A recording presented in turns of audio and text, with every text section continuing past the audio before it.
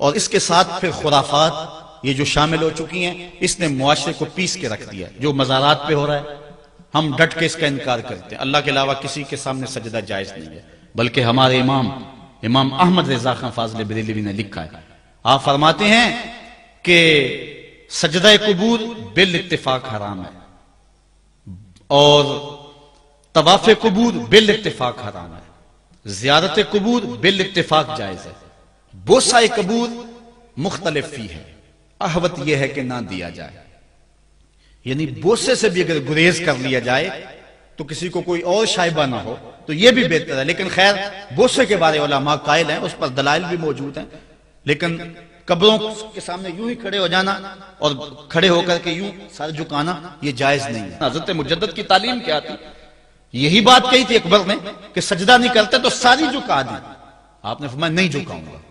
پھر اس نے آپ کو دربار میں بلوایا، سازش کی، دروازہ چھوٹا رکھا کہ حضرت مجدد الفسانی جب داخل ہوں گے تو سر جھکا کے تو گزریں گے تو کہوں گا لو سر جھکا ہی لیا، لیکن جن کے سر کو اللہ بلند کرے کون جھکا سکتا ہے.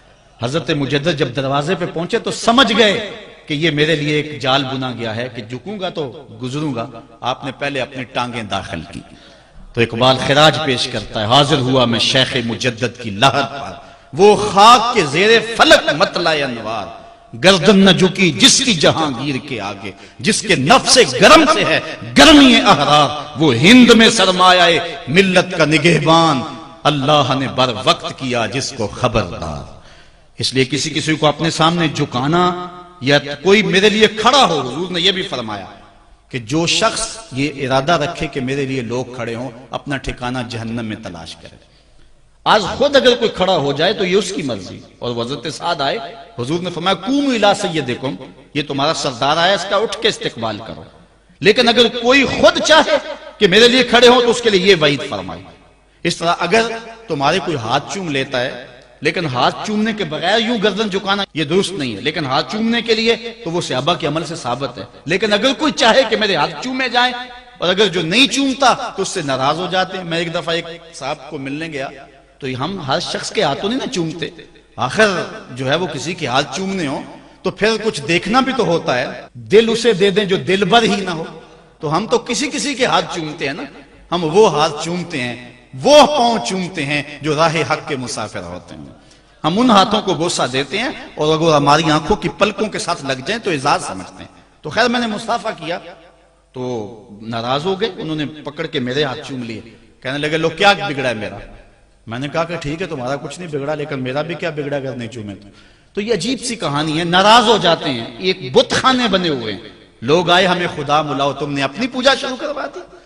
لوگ آئے کہ خدا کا نام جپا جائے اور تم صرف اپنی ہی خوشامد چاہتے ہو، ہر وقت تمہارا ہی ذکر ہو. میں کتنے آراس کو جانتا ہوں جہاں اللہ رسول کا ذکر نہیں ہوتا، پیر کا ہی ذکر ہوتا ہے، کرامتیں بیان ہوتی ہیں. اور پھر آج کل جھوٹی کرامتوں کا ایک کاروبار چلا ہوا ہے. عجیب رنگ ڈھنگ ہے، عجیب بات ہے. خوابیں گھڑی جا رہی ہیں، کرامتیں گھڑی جا رہی ہیں. میرے پاس بھی کئی لوگ آئے خوابیں لے کر، جی یہ ہم نے دیکھا ہے. میں نے کہا تم نے دیکھا ہوگا، میں نے نہیں دیکھا ہے.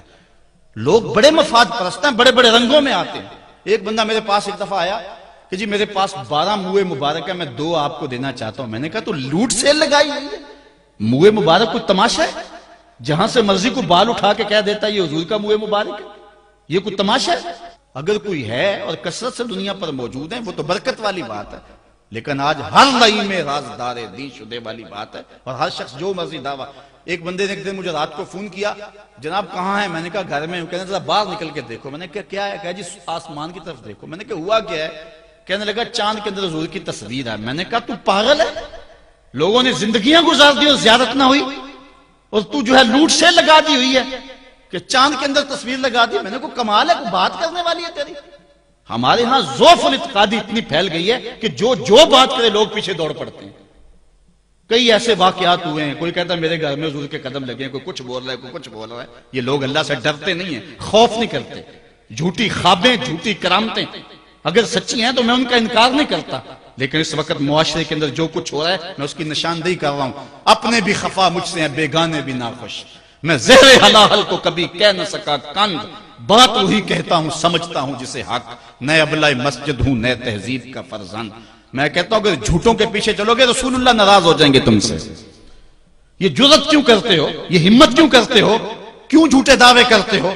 سچ بولو، تمہارے پیچھے کوئی لگے یا نہ لگے اس کی پرواہ نہیں ہے۔ یا ایھا الذین آمنوا اتقوا اللہ وقولوا قولا سدیدا، اللہ فرماتا ہے ایمان والو سیدھی سیدھی بات کرو، پھر کیا ہوگا؟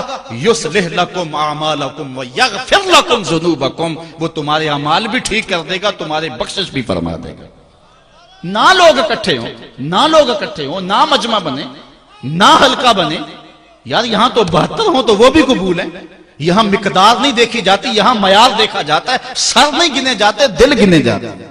یہاں یہ دیکھتے ہیں، مت لوگوں کو جو ہے وہ کھلونے دے کے بہلاؤ اور لوگوں کی عقیدتوں کو لوٹو اور لوگوں کے ساتھ ظلم کرو، زیادتی کرو، اپنی آخرت بھی کالی کرو اور لوگوں کی آخرت بھی کالی کرو۔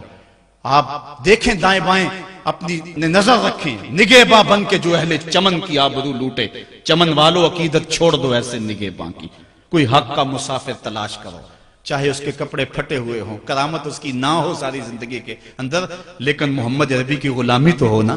حضرت شاہ نقشبند بخاری سے کسی نے پوچھا حضور آپ کی کوئی کرامت؟ فرمانے لگے اس سے بڑی کرامت کیا ہو سکتی ہے؟ اتنے گناہوں کے باوجود زمین پہ چل رہا ہوں اور زمین مجھ کو دھنسا نہیں لیتی اپنے اندر۔ ہمارے بزرگوں کی تو کہانیاں یہ تھیں، اور آج تھوک کے حساب سے کرامتیں دی جا رہی ہیں۔ آج کے پیروں کی اتنی کرامتیں، غوث پاک کی بھی اتنی کرامتیں بیان نہیں ہوتی جن کی ان کی کرامتیں بیان ہو رہی ہیں، دڑا دڑ کرامتیں بیان کر رہے ہیں۔ ایک بندے کے یہاں بچہ پیدا ہوا اور اس نے یہ شور کر دیا کہ یہ رمضان کے دنوں میں دودھ نہیں پیتا، اس لیے کہ حضرت غوث پاک بھی نہیں پیتے تھے، وہ بھی پیدائشی غوث تھے اور یہ بھی پیدائشی غوث ہے، اور رمضان کے دنوں میں دودھ نہیں پیتا۔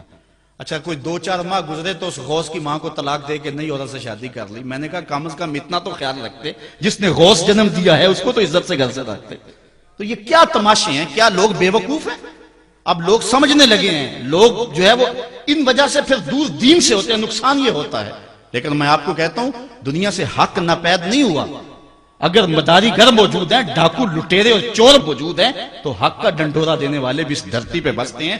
ہمارا رویہ یہ ہے کہ ہم کسی ایک شخص سے بدزن ہو جاتے ہیں تو پورے طبقے سے بدزن ہو جاتے ہیں۔ کئی بندوں کو میں سنا جو میں دیکھا ہوا ہے پیروں کو، اور تو نے دیکھے ہوئے ہی نہیں ہے، جن کو مل کر زندگی سے عشق ہو جائے وہ لوگ شاید آپ نے دیکھے نہ ہو، مگر ایسے بھی ہیں، ایسے لوگ بھی ہیں کہ جن کو دیکھ کر کے زندگی گزارنے کا ڈھب آ جاتا ہے، سلیقہ اور طریقہ آ جاتا ہے۔ ان لوگوں کی تلاش کرو۔ اگر ایک دکان سے کپڑا صحیح نہ ملے، سودا صحیح نہ ملے، تو آپ جو ہے کیا کھانا پینا چھوڑ دیتے ہیں؟ آپ کو پتا پورے شہر سے مٹھائی کہاں سے اچھی ملتی ہے، آپ کو پتا پورے شہر سے کپڑا کہاں سے اچھا ملتا ہے، آپ کو پتا پورے شہر میں جو ہے وہ فلاں چیز اچھی کہاں سے ملتی ہے۔ دین بھی ڈھونڈو کہاں سے خالص ملتا ہے اور کہاں سے نہ خالص ملتا، اس کے لیے محنت کرنی پڑے گی، جھولی میں یوں نہیں ڈال دیا جائے گا، اس کے لیے تمہیں جانا پڑے گا، کوشش کرنی پڑے گی۔ ہاں ایک سے دھوکہ کھاؤ گے، 2 سے کھاؤ گے، 3 سے کھاؤ گے، لیکن جو تم دھوکہ کھاؤ گے تم تو رب کے نام پہ کھاؤ گے نا۔ حضرت عمر رضی اللہ تعالیٰ عنہ کی عادت تھی، جو غلام لمبی نمازیں پڑھتا اس کو آزاد کر دیتے۔ غلاموں کو سمجھ آ گئی، لمبی نمازیں پڑھنی شروع کر دی، آپ آزاد کر دیتے۔ کسی نے کہا عمر تم تو بھولے آدمی ہو، یہ نمازیں اللہ کے لیے نہیں پڑھتے، یہ آزادی کے لیے پڑھتے ہیں۔ تو حضرت عمر نے کہا یہ مجھے اللہ کے نام پہ دھوکہ دیتے ہیں، میں 100 بار کھانے کے لیے تیار ہوں۔ ایک جگہ سے دھوکہ کھایا، 2 سے کھایا، 3 سے کھایا، 4 سے کھایا، جب تمہاری نیت ٹھیک ہوگی منزل ضرور ملے گی، یہ ہو نہیں سکتا۔ خورش دے بدرہ جو کب کو حمام کہ یک روز افتد ہمائے بدام۔ سادی کہتے ہیں چارہ ڈالتا جا، دانہ ڈالتا جا، کبھی تتر آئے گا، کبھی مور آئے گا، کبھی کبوتر آئے گا، پھر ایک دن جس کو تو تلاش کرتا ہے وہ ہما بھی تو آ ہی جائے گا نا۔ اس لیے حق کے سفر کو نہ چھوڑنا، چلتے رہنا اور راہ حق کی منزل پر انشاءاللہ ایک دن ضرور گامزن ہوگے۔